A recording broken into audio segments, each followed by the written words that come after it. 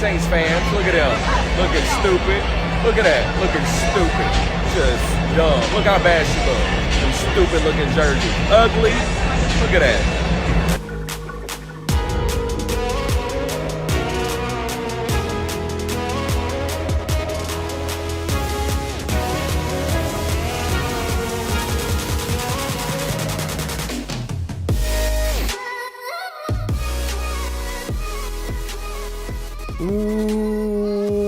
Welcome, Finer Things Club owners.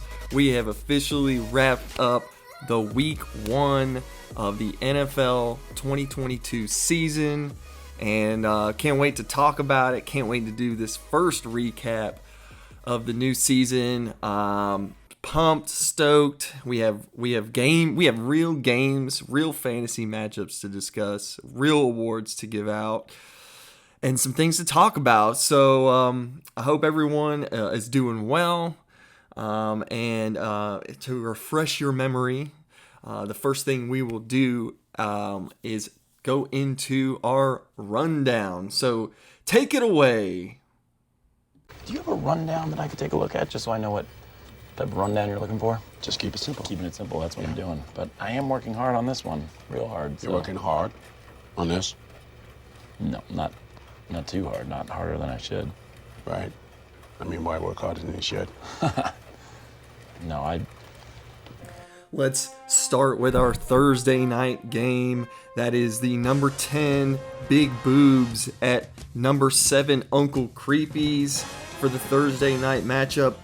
And we have a close one as Frank's team, Team Uncle Creepies, gets a win against the number 10 team, Jake Bishop's Big Boobs, in a 120-103 victory. Frank's team gets some consistently good performances, but nobody really breaks out. Trevor Lawrence with a modest 14 points, Dalvin Cook with a modest 13, Nick Chubb rushes for 141 yards and 15 points, CeeDee Lamb with a disappointing game, 11 targets, 2 catches on 11 targets for only 4.9 points. Debo gets 11, Brandon Cooks gets 16, Antonio Gibson with his highest scoring player at 20 points. Antonio Gibson says, what you want, haters? What you want? I'm back. And Adam Thielen with only 6, Harrison Butker with 9 points. But 120 is, in fact, good enough against Jake's team, Big Boobs, as he just barely scores 100 points this week with 103.92 points. Lamar Jackson goes for 22, Austin Eckler goes for 11, and Jarvis Landry goes off for 19.4 points as he faces the Falcons. And Gabe Davis with 19.8 points. And those were the only players to get double digits on his team, as Albert O, AJ Green, Ezekiel Elliott, and Marquez Valdez-Scantling all go for single digits. Enough of that matchup. On to our 1 p.m. matchup as the number 9 team, Knights of the Night, goes on the road to the number 8 team, JT's They Call Me Toby, in our closest matchup of the week, as They Call Me Toby gets his first victory of the season, goes 1-0, and already gets half the amount of wins that he had all last season, as he edges out Nathan Pierce's Knights of the Night 120-111. JT's team gets solid performances from his 2 starting running backs and his quarterback. Russell Wilson gets 20.8 points. Joe Mixon has a great game, gets 21.5 points, and Leonard Fournette gets 127 yards on the ground in a dominating performance with 15.7 points. Devontae Adams looks every bit as good as he did last season with 10 catches on 141 yards and a TD with 31 points. And then he gets another 10-point performance from Mark Andrews. He does get a goose egg from Devontae Smith and a couple of single-digit performances, which is why he only gets 120, but it is good enough as Nathan Pierce's Knights of the Night only gets a 111-point performance. Kyler Murray scores 19.6 points. Cordero Patterson doing his thing again with 3 catches for 16 yards and 22 carries on 120 yards and a touchdown on the ground. What in the world? Keenan Allen does get hurt, but not before he scores 11 points. And Hollywood Brown in Arizona gets 14 points, and Darren Waller gets 11.9 after signing that big extension. Some disappointing performances as well, as Tyler Lockett only gets 5, and Bobby Trees with only 2 points.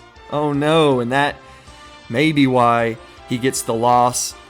We move on to the 4 p.m. matchup as my team, Captain Bruisin, travels to the number 1 team in the preseason, voted almost unanimously, Prison Mike, and Prison Mike puts a smackdown on my team, Captain Bruisin. Matt Wishon's Prison Mike gets a large 176-133 victory. That is over 40-point difference. My, oh my, and Matt's team goes off.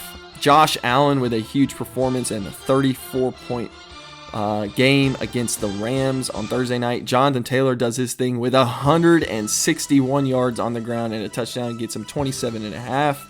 Jamar Chase goes off in that game, carries the Bengals to overtime with 10 catches and 129 yards and a touchdown. Michael Pittman, 9 catches, 121 yards and a touchdown with 27 points. Christian Kirk, tell me if this feels like a pattern. 6 catches, 117 yards for Christian Kirk. A lot of guys on Matt's team going off for over 100 yards receiving. Zach Ertz does get 11. Chase Edmond gets 10.5. And Julio Jones, is he back? 12.6 points for Tampa. The only 2 guys on Matt's team to not crack double digits is his kicker, Matt Prater, and Elijah Mitchell as he goes out with an injury. My team, not shabby, but certainly not even remotely good enough to keep up with the high-flying offense of Prison Mike. Justin Herbert does score 24 points. Javonte Williams looks good, does lose a key fumble, but does score 18.8 points. Jalen Waddle gets in the end zone and scores 19.7. Terry McLaurin with 15. Pat Freiermuth with 12.5, and Deontay Johnson with 11.5. A couple of disappointing performances there, but I'm not sure it even would have mattered, as Matt Wishon picks up a decisive 176-133 victory over Captain Bruisin. And we move on to the 8 p.m. matchup, the championship game rematch in week 1 between number 4 team in the preseason, Bums from the Dock, going on the road to DM Does GB, the number 6 team. And that is the biggest blowout of the week, as Kyler goes off for 168.88 against Jordan's 114 performance, and over 50 points separating the 2 teams. Kyler gets big performances from the 2 guys who went off all season long last year. Well, let's start with his quarterback, Kirk Cousins. You like that? Gets a massive win over Aaron Rodgers, the Green Bay Packers, for 20 points. A.J. Dillon has a great game. He gets 20 points. He's starting to look like the RB1 in Green Bay. Justin Jefferson, 9 catches, 184 yards, and 2 touchdowns, gives him 40 points on the week. Cooper Kupp does his own thing, 13 catches, 128, and a touchdown with 31 points. Mike Evans just continues to be Mike Evans each and every year. 5 catches, 71 yards, and a touchdown, gives him 18 points. And Amon-Ra St. Brown has a good game with 20 points. Tony Pollard, Irv Smith, Damian Harris, and Justin Tucker are the only guys without double digits. Irv Smith puts up a goose egg in Kyler's lineup. On to Jordan's side, DM Does GB. Matt Stafford, only 6 points in this game, as he really struggles against the Buffalo Bills on Thursday night with 3 picks and a fumble. Derrick Henry, also not looking like his normal self, only 7 points for him. Saquon does completely go off, though. 18 carries, 164 yards, with another 6 catches and 30 yards receiving and a touchdown. 33 points for him. Rashad Bateman picks up a touchdown. He gets 15.9 points. And James Conner with Arizona continues to score touchdowns, as he gets 15.5 points. Cortland Sutton also does pick up 11 points. A couple of guys really struggled on Jordan's team. DK Metcalf, Mike Williams, TJ Hawkinson, all guys with single digits. And yeah, just a solid performance from Kyler's bums from the dock will get him that victory. And on to the last game, the Monday Night Football matchup. The Scranton Stranglers, the number 2 team. Lance Batiste, Scranton Stranglers, goes on the road to the number 3 team, Jans Cans. Jans Cans was feeling himself all week, baby. It was his year, and oh no, Lance's team picks up a decisive 163-134 victory as they cruise with almost a 30-point victory. And that is with Lance's team picking up only 2 points from his quarterback, 0 from his running back, 1.3 points from one of his receivers. It's safe to say that Lance's team is here to stay for the remainder of the season. He picks up 15 with his newly acquired running back, Christian McCaffrey. A.J. Brown has a great day, 10 catches, 155 yards on receiving, 26.5 points. Jerry Jeudy looks really good in his return with 100 plus yards and a touchdown, 22 points. Travis Kelce continues to just be a monster. This guy does not age. He does not slow down. 121 yards and a touchdown. DeAndre Swift looks really good this week. 15 carries, very efficient. 15 carries, 144 yards on the ground and a touchdown. And Clyde Edwards-Helaire with 22.4 points. But not to be overshadowed, Younghoe Koo with a 19-point game. 4 field goals, 1 of them from 40 plus, 2 of them from 50 plus, and a couple extra points. On to Nate's team, Patrick Mahomes looks really good. He picks up almost 35 points. Najee Harris goes out with an injury late in the game, 10.6 points on the game. Tyreek Hill in his debut with the Miami Dolphins picks up 17. Stephon Diggs in his newly acquired role on Jans Cans puts up a big game, 122 yards and a touchdown, 28 points. Dalton Schultz with 13, and the rest are single digits. Kamara, Allen Robinson, Hunter Renfrow, Rashad Penny, all single digits on Jans Cans, and that is your weekly rundown. Woo! I should have warmed up, prepared for the rundown, as I forgot how much goes in to talking about each week's matchup, but such a pleasure doing it. Big week 1. I think this year will be more competitive than last, if week 1 is any indication. Yes, there were a couple of big blowouts, but it looks like everyone, at least for now, has somewhat to very competitive lineups. And something that I think is really cool that Sleepers added is the max points for under every single owner's score for the week. There's a max points for. I'm sure some people have already noticed that. I won't talk about it every week, but as the side pot of 195 continues on, nobody has claimed it yet. Nobody has scored 195. The closest somebody got this week, we'll be talking about it soon. But of the owners this week, it shows the max points for. The only person that would have hit it, if they would have hit their max, was the Scranton Stranglers.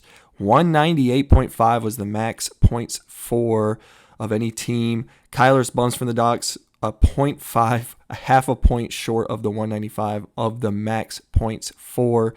Very interesting. Jans Cans left the most on the table, it appears, as his max, Jans Cans, Nate Hyde's team, had a max score of 176, but only laid up 134.5.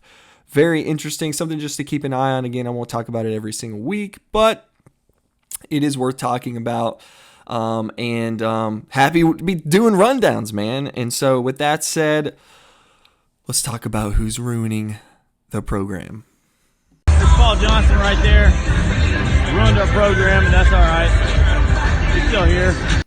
I feel like it is a pretty clear choice in week 1's version of the Ruin the Program Award, the week 1 edition, of the Ruin the Program Award. This week it goes to a person, an owner, who only lost by 9 points this week. Nathan Pierce's Knights of the Night only gets edged out by 9 points. And I hate to do this because I love my guy, Mr. Robert Woods. aka Bobby Trees, ruins the program this week. Projected to score almost 14 points, 13.91 projected points. Only picks up one catch, one reception for 13 yards, only 2.3 points. If he had just scored close to his projected amount, he would have made a run for the victory against JT, but he didn't. And my man, Bobby Trees, for Nathan Pierce's Knights of the Night, you, sir, have ruined the program. Mike, what's the very, very worst thing about prison? Don't encourage him, Dwight. The worst thing about prison was the Dementors. They were flying all over the place, and they were scary, and then they'd come down and they'd suck the soul out of your body, and it hurt. Dementors like in Harry Potter?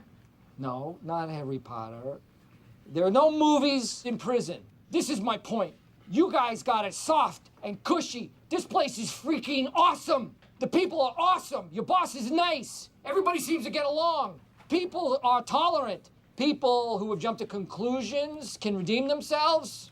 Nobody's bitch. I hope that this scared you. And from me, Prison Mike, to you, I just want to thank you for listening to me and letting me be a part of your life today. Because you got a good life. You got a good life.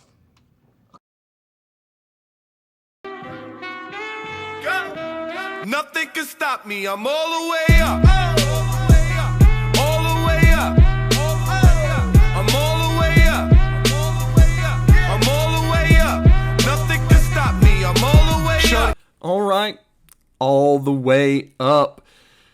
And as you heard, this week's leading scorer, this team's leading the way with 176 points, the preseason number one, the consensus number one with 89 out of 100 points in the preseason ranking. Prison Mike lives up to the expectations. He scores 176 points this week. He had JT, Jonathan Taylor, go off. He had Josh Allen go off. He had Michael Pittman go off. He had Jamar Chase go off. Christian Kirk put up a strong performance. And he did all that with a kicker who scored 1 and Elijah Mitchell who only scored 4 points. The future is bright for Prison Mike. He is a team not to be messed with this year, who I think will make a strong run for the title. As he missed the playoffs last year, he got something to prove, and I believe he's got a strong case to do so. So congrats on the Week 1 leading score for the 2022 season of the Finer Things Club League. Congrats, Matt Washon, Prison Mike. Strong performance. As we move into the top scoring of each position, as we close out each and every recap, we'll start with our quarterbacks. Patrick Mahomes, Nate Hides, Jans Can's quarterback, leads the way, 34.9 points. And then right behind him, just trailing by 0.4 points, is Josh Allen with 34.5. That's Matt Washon's Prison Mike. And then the third leading quarterback score of the week is not on a team in our league. That is Carson Wentz with 30.7 points. Pretty interesting, to say the least. On to the running backs. Saquon Barkley leads the way with 33.4 points. That's Jordan's DM does GB's running back, followed by Jonathan Taylor, Prison Mike's running back, 27.5 points. And tied with 27.5 points is Lance Batiste, Scranton Stranglers, DeAndre Swift. On to wide receiver. 3 guys that you are very, very familiar with who seem to be in this conversation almost on a weekly basis. Kyler's bums from the dock, Justin Jefferson, 40.4 points, followed by Cooper Kupp. Also Kyler's bums from the dock receiver, 31.8 points. And then right behind him, Devontae Adams, they call me Toby's wide receiver, JT's receiver, 31.1 points. On to tight end, Travis Kelce, a guy who just keeps on keeping on, routinely the number 1 spot in this part of the this segment. 26.1 points. Lance's Scranton Stranglers, the number 1 tight end this week, followed by 2 guys who are not on a team. OJ Howard of the Houston Texans, 17.8 points, followed by Taysom Hill, who Sleeper categorizes as a tight end. That's interesting, worth keeping an eye on, with 16.3 points of the team in Louisiana. On to kickers. Younghoe Koo leading the way with 19 points. Scranton Stranglers, Lance's kicker, 19 points, leading all kickers this week, followed by two guys who are not on a team. The Cleveland Browns' Cade York drilling a game winner from way out with 16 points. And another guy who drilled a game winner, Chris Boswell of the Pittsburgh Steelers with 14 points. Two of the three kickers are not claimed or on a team. That, folks, is the first edition of our weekly recap for the 2022 season. I can't wait to do more of these. We will start our power rankings next week. I just wanted at least 1 week of games to be able to have a little more data, a little more information to start our power rankings. Our guests of the week will start in week 4. And our Survivor contest will start in week 6. So stay tuned. There's a lot of exciting things coming. Taxi squads have already started to get a little crazy as 2 claims have been put in on a Tuesday morning. Lance and Matt both have players, as they both have great weeks. I don't think it's a coincidence. They have both decided to activate their players into their starting lineup, thus making those taxi squad raids ineffective. So stay tuned. I think there's more where that came from, and I hope you guys have a great week. Looking forward to a great Thursday night matchup in the NFL this week. I'm sure a lot of guys will be in starting lineups for Thursday night. Stay tuned also for our own TV schedule for the Finer Things Club, as that will be released later today, which is Tuesday. Have a great day, everyone, and talk to you soon. Now where'd you get that platinum chain with them diamonds in it? Where'd you get that matching Benz with them windows tinted? Who them girls you be with when you be riding through? Man, I ain't got nothing to prove. I paid my dues, breaking the rules and shake fools while I'm taking the cruise. Tell me who. What do you think having a 37-year-old? We're on to Cincinnati. It's nothing about the past, nothing about the future. Right now we're preparing for Cincinnati.